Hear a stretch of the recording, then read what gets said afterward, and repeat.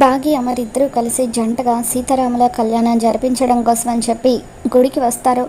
ఇక అక్కడ కళ్యాణం జరిపించడానికి అన్ని ఏర్పాట్లు కూడా జరుగుతూ ఉంటాయి. మరోపక్క మనోహరి ఎలాగైనా సరే బాగిని చంపేయాలని చెప్పి బాబ్జీకి ఫోన్ చేస్తుంది.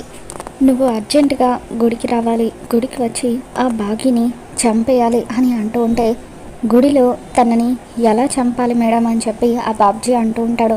నువ్వు ఏం చేస్తావో నాకు తెలీదు, ముందైతే గుడి నుండి దాన్ని కిడ్నాప్ చేసాయి, తర్వాత ఎక్కడికైనా దూరంగా తీసుకెళ్ళి డెడ్ బాడీ కూడా ఎవరికి దొరకకుండా చంపేసాయి అని చెప్పి మనోహరి బాబ్జీకి చెబుతూ ఉంటుంది.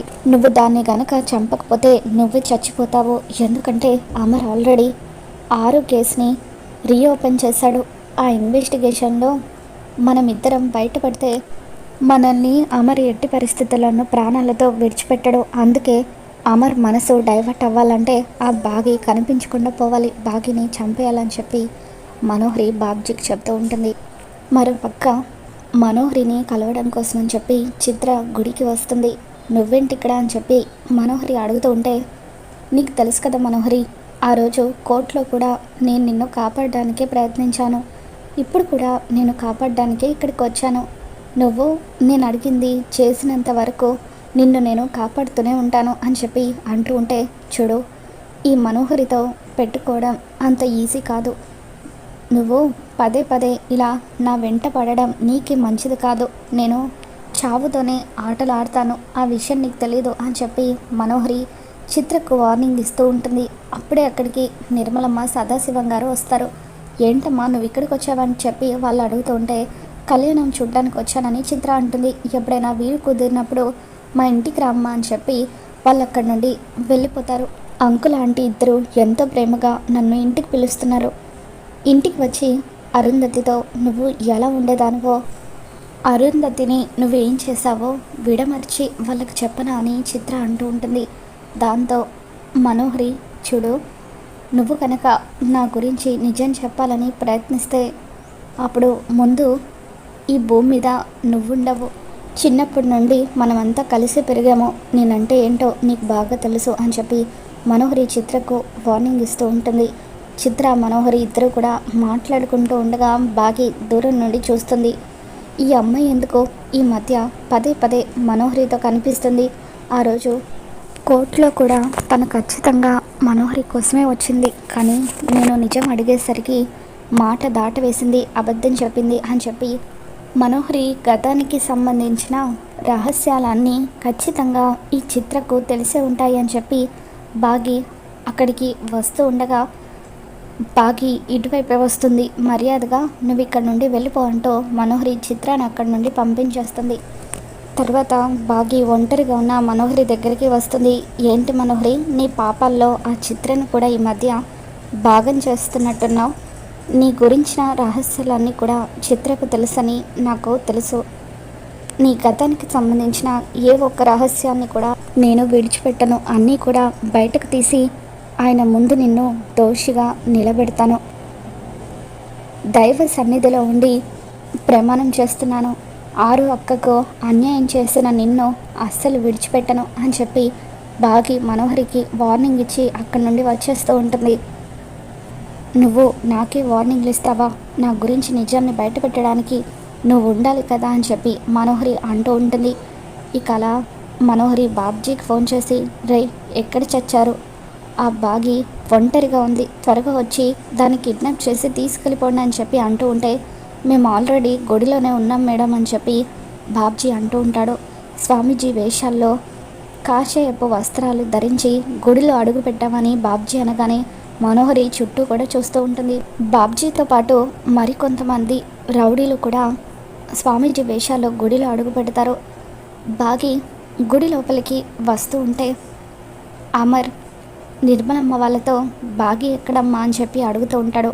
ఇప్పటి వరకు ఇక్కడే ఉండాలి కదరా, ఎక్కడికి వెళ్ళిపోయిందని చెప్పి వాళ్ళు అంటూ ఉంటే అమర్, ఆరు వీళ్ళందరూ బాగి కోసం అన్ని వైపులా వెతుకుతూ ఉంటారు.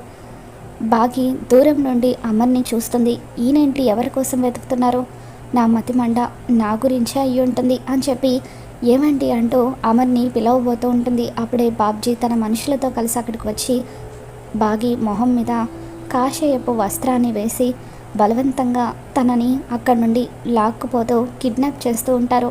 మరోపక్క ఆరు కూడా బాగీ కోసం వెతుకుతూ ఉంటే అప్పుడు స్వామీజీ వేషంలో ఉన్న కొంతమంది బాగీని తీసుకువెళ్ళడం ఆరుకి కనిపిస్తుంది. తనకెందుకో అనుమానం వచ్చి దగ్గరకు వచ్చి చూసేసరికి ఆ స్వామీజీ వేషంలో ఉన్నవాళ్ళు బాగీని కారులో ఎక్కించుకొని తీసుకువెళ్తూ ఉంటారు. దాంతో ఆరు పరిగెత్తుకుంటూ అమర్ దగ్గరికి వచ్చి, సార్, మేడంని ఎవరో ఆ కారులో తీసుకువెళ్తున్నారు సార్ అని చెప్పి అంటూ ఉంటే అమర్ ఆ కార్ వెనకాల పరిగెడుతూ ఉంటాడు.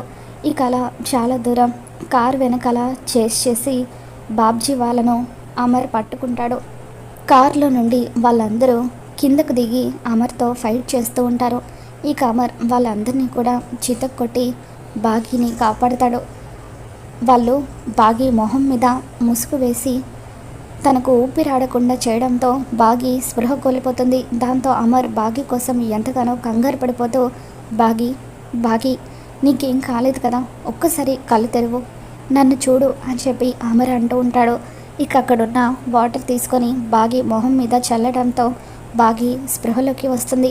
నీకేం కాలేదు కదా, ఎవరు వాళ్ళు అని చెప్పి అంటూ ఉంటే, ఏమో తెలీదండి, సడన్గా నన్ను కిడ్నాప్ చేయాలని చూశారు అని చెప్పి అంటూ ఉంటే ఇక అప్పుడు అమర్ బాగీని హగ్ చేసుకొని, నువ్వేమీ కంగారు పడకు బాగీ, నేనుండగా నీకు ఏమీ కాదు అని చెప్పి, ఎవరైతే నీ మీద కిడ్నాప్ అటెంప్ట్ చేశారో వాళ్ళని ఎట్టి పరిస్థితుల్లోనూ నేను విడిచిపెట్టను అని అమర్ అంటూ ఉంటాడు. తర్వాత బాగీ, ఏమండి, ఈరోజు నన్ను కిడ్నాప్ చేసిన వాళ్ళలో బాబ్జీ కూడా ఉన్నాడు. ఆ రోజు కలకత్తాలో కూడా అతను నన్ను కిడ్నాప్ చేయాలని చూశాడు. ఆరు అక్కని ఎవరైతే చంపారో వాళ్ళే నన్ను కూడా చంపాలని చూస్తున్నారని చెప్పి బాగీ అంటూ ఉంటుంది. దాంతో అమర్, నీ మీద ఆరు మీద ఇంత పగ పెంచుకున్న వాళ్ళను ఎట్టి పరిస్థితుల్లోనూ నేను విడిచిపెట్టను బాగీ, పద, మన వల్ల సీతారాముల కళ్యాణం ఆగిపోతుంది, వెళ్ళి కళ్యాణం జరిపించి అప్పుడు ఆ అసలైన నేరస్తులు ఎవరో పట్టుకుంటానని చెప్పి అమర్ బాగీకి చెబుతూ ఉంటాడు. బాగీ అమర్ ఇద్దరూ కలిసి తిరిగి గుడికి వచ్చి సీతారాముల కళ్యాణాన్ని జరిపిస్తూ ఉంటారు. ఈ కారు దేవుడికి దండం పెట్టుకుంటూ, స్వామి, నా చెల్లెలు మా ఆయన ఎప్పుడు కూడా ఇలాగే ఎప్పుడు కూడా సంతోషంగా ఉండాలి, నా కుటుంబం అంతా కూడా చల్లగా ఉండాలి, ఆ మనోహరి నిజస్వరూపం త్వరగా బయటపడేలాగా నువ్వే చూడాలి స్వామి అని చెప్పి ఆరు అనుకుంటూ ఉంటుంది. ఇక అందరూ కలిసి ఇంటికి తిరిగి వస్తారు. మనోహరి బాగీని చంపాలనుకున్న ప్లాన్ ఫెయిల్ అయినందుకు ఇక గదిలో అటు ఇటు తిరుగుతూ టెన్షన్ పడుతూ ఉంటుంది. దాన్ని చంపాలనుకుంటే ఆ అమర్ దాన్ని కాపాడాడు, ఇప్పుడు ఎలా, నా గురించి నిజాలు బయట పెట్టకుండా అది అస్సలు ఊరుకోదు, దాని ప్రాణాలు ఎలా తీయాలి అని చెప్పి మనోహరి ఆలోచిస్తూ ఉంటుంది. ఇంతలో రణవీర్ దగ్గర నుండి మనోహరికి ఫోన్ వస్తుంది. మనోహరి, అర్జెంటుగా నేను నిన్ను కలవాలి, నేను చెప్పిన చోటుకి రాని అంటూ ఉంటే, ఇప్పుడా అని మనోహరి అంటూ ఉంటుంది. అవును ఇప్పుడే, ఏం రావా, అమరేంద్రకు నీ గురించి రహస్యాలన్నీ బయట పెట్టమంటావా అని చెప్పి అంటూ ఉంటే, వద్దు నేను వస్తున్నాను అని చెప్పి మనోహరి రణవీర్ని కలవడం కోసం అని చెప్పి బయటకు వస్తుంది. అప్పుడు బాగీ మనోహరి రూమ్లో వెతికితే ఖచ్చితంగా ఏదో ఒక రహస్యం బయటపడుతుందని చెప్పి మనోహరి రూమ్ అంతా కూడా వెతుకుతూ ఉంటుంది. ఇక అలా బాగీ మనోహరి గదిలో వెతుకుతూ ఉండగా రణవీర్ మనోహరిల పెళ్లి ఫోటో బాగీకి కనిపిస్తుంది. ఇక ఆ పెళ్లి ఫోటోని చూడగానే బాగీ ఒక్కసారిగా షాక్ అవుతుంది. మనోహరి రణవీర్ ఇద్దరు భార్యాభర్తల అని చెప్పి బాగీ షాక్ అవుతూ వెంటనే ఈ విషయాన్ని ఆయనకు తెలియజేయాలి. ఇన్ని రోజులు మనోహరి నిజ స్వరూపాన్ని బయట పెట్టడానికి నా దగ్గర ఎటువంటి సాక్ష్యం లేదు కాబట్టి నేను ఆయనకు తన గురించి చెప్పలేకపోయాను. ఇప్పుడు నా దగ్గర బలమైన సాక్ష్యం ఉంది. ఈ సాక్ష్యంతోనే ఆ మనోహరిని దోషిగా నిలబెట్టి ఇంటి నుండి వెళ్ళగొట్టిస్తాను అని చెప్పి బాగీ అమర్ దగ్గరికి పరిగెత్తుకుంటూ వస్తుంది. ఏవండి, మీతో నేను ఒక ఇంపార్టెంట్ విషయం చెప్పాలి. మొన్న కోర్టుకి మనోహరి ఎందుకు వచ్చిందో తెలిసిపోయింది. తను విడాకులు తీసుకోవడానికే వచ్చింది. తన భర్త మరెవరో కాదు, రణవీర్. కావాలంటే ఈ పెళ్లి ఫోటో చూడండి అంటూ బాగి అమర్కి ఆ పెళ్లి ఫోటో చూపిస్తుంది. ఆ పెళ్లి ఫోటో చూడగానే అమర్ కోపంతో రగిలిపోతూ ఉంటాడు. ఇన్ని రోజులు మనోహరి తనకి పెళ్ళవ్వలేదని, తనకంటూ ఎవరు లేరని నమ్మించి ఈ ఇంట్లో ఉంటుంది. నన్నే ఇంతలా నమ్మక ద్రోహం చేస్తుందా అని చెప్పి అమర్ మనోహరి మీద కోపంతో రగిలిపోతూ ఉంటాడు. కొద్దిసేపటికి మనోహరి ఇంటికి వస్తుంది. అమర్ తన వైపు కోపంగా చూస్తూ ఉండడంతో మనోహరి భయంతో వణికిపోతూ ఉంటుంది. ఇదేంటి, ఏమైంది అమర్కి, ఎందుకు ఇలా కోపంగా చూస్తున్నాడో, కొంపదీసి నా గురించి ఏమైనా నిజాలు తెలిసిపోయాయా అని చెప్పి మనోహరి టెన్షన్ పడుతూ ఉంటే అమర్ ఆ ఫోటోని మనోహరికి చూపిస్తూ, ఏంటి మనోహరి ఇదంతా, రణవీర్ నువ్వు భార్య భర్తలా, నీకు పెళ్ళైందని రణవీర్ని భర్త అని ఎందుకు నా దగ్గర నిజాన్ని దాచిపెట్టావో, ఎవరు లేరని అబద్ధం చెప్పి ఇన్ని రోజులు ఎందుకు నా ఇంట్లో తిష్ట వేశావో, ఏం సాధించాలని ఇదంతా చేశావో చెప్పు అంటూ అమర్ రివాల్వర్ని మనోహరికి గురిపెట్టి నిలదీస్తూ ఉంటాడు. ఇక దాంతో అమరేంద్ర ఉగ్ర రూపాన్ని చూసి మనోహరి భయంతో వణికిపోతూ ఉంటుంది. మరి రాబోతున్న ఎపిసోడ్లో ఏం జరగబోతుందో మళ్ళీ మన ఛానల్లో తెలుసుకుందాం. ఈ వీడియో మీకు నచ్చినట్లయితే లైక్ చేయండి.